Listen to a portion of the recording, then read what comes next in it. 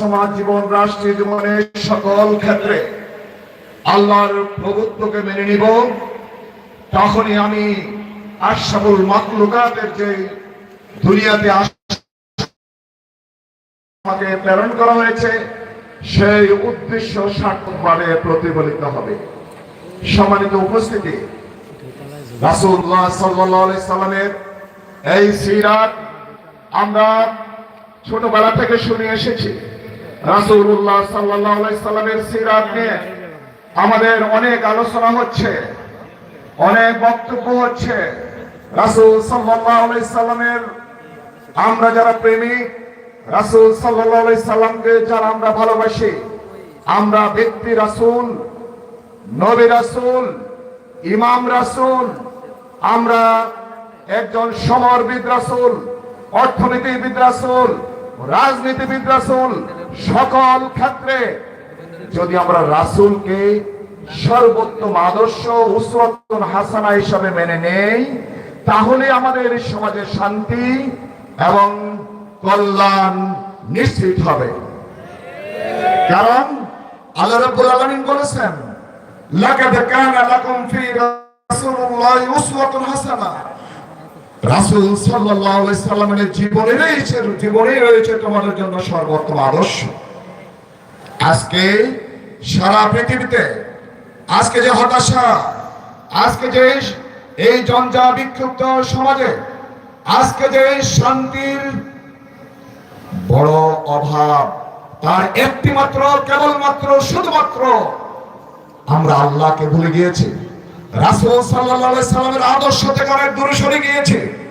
এই কারণে আজকে আমাদের সমাজকে, আজকে দুনিয়ার শান্তি নিশ্চিত করতে হলে, সর্বক্ষেত্রে শৃঙ্খলা ফিরিয়ে আনতে হলে, মানবতা মুক্তি নিশ্চিত করতে হলে, come back to Quran and follow the Sunnah. কোরআনের দিকে ফিরে আসতে হবে, রাসূল সাল্লাল্লাহু আলাইহি সাল্লামের আদর্শ থেকে ফিরে আসতে হবে। সম্মানিত উপস্থিতি, রাসূল যে উদ্দেশ্যে প্রেরিত হয়েছে সেই উদ্দেশ্যের কথা বলে শেষ করব। রাসূলুল্লাহ সাল্লাল্লাহু আলাইহি সাল্লাম কি উদ্দেশ্যে দুনিয়াতে এসেছেন, আল্লাহ রাব্বুল আলামিন কোরআনে 3 জায়গায় সেই কথাটি বলেছেন। ওয়াল্লাযী আরসালা রাসূলাহু বিল হুদা ওয়া দীনিল হক লিইয়ুযহিরাহু আলা দ্বীনি কুল্লিহি ওয়ালাউ কারিহাল মুশরিকুন। তিনি আল্লাহ, যিনি তার রাসূলকে হেদায়েত এবং সত্য দ্বীন সরকার দুনিয়াতে প্রেরণ করেছেন, যেন সকল দিন, সকল ইজম, সকল মতবাদের উপর একমাত্র আল্লাহ দ্বীনকে প্রতিষ্ঠিত করেন। আজকে এই সমাজকে পবিত্র করতে হলে, পঙ্কিলতা দূর করতে হলে, অশ্লীলতা দূর করতে হলে, সন্ত্রাস, ডাকাতি, রাহাজানি, ছিনতাই, সাদাবাজি, দুর্নীতির মূলোৎপাটন করতে হলে রাসূল সাল্লাল্লাহু আলাইহি সাল্লামের আদর্শ প্রতিষ্ঠিত করতেই হবে। আমরা বিগত সময়ে কথা বলতে পারি নাই।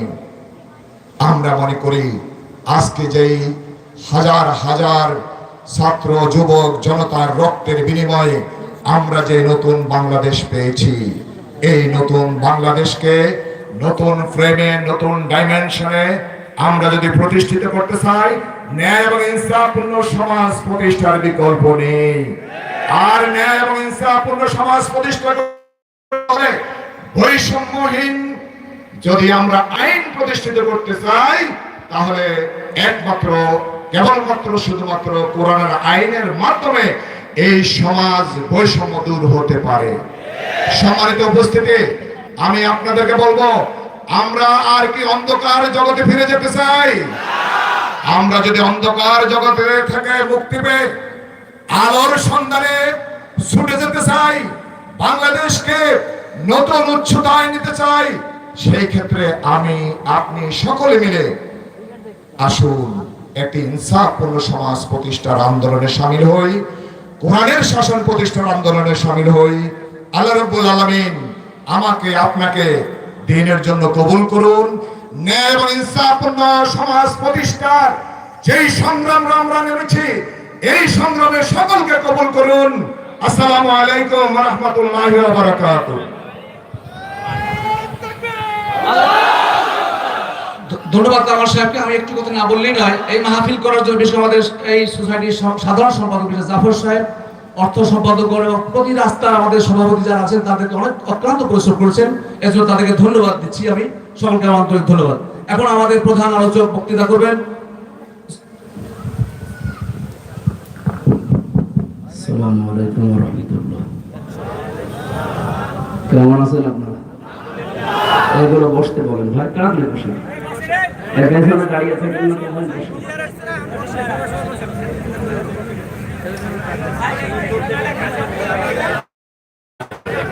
কথিত ফ্যাসিস্ট থেকে কেউ যদি শিক্ষা না নেয়, তাদের মতো জুলুম অত্যাচার নির্যাতন যদি আবার কেউ আরম্ভ করে, তাহলে তাদেরকে আল্লাহ দ্বিগুণ শাস্তির মুখোমুখি করবে।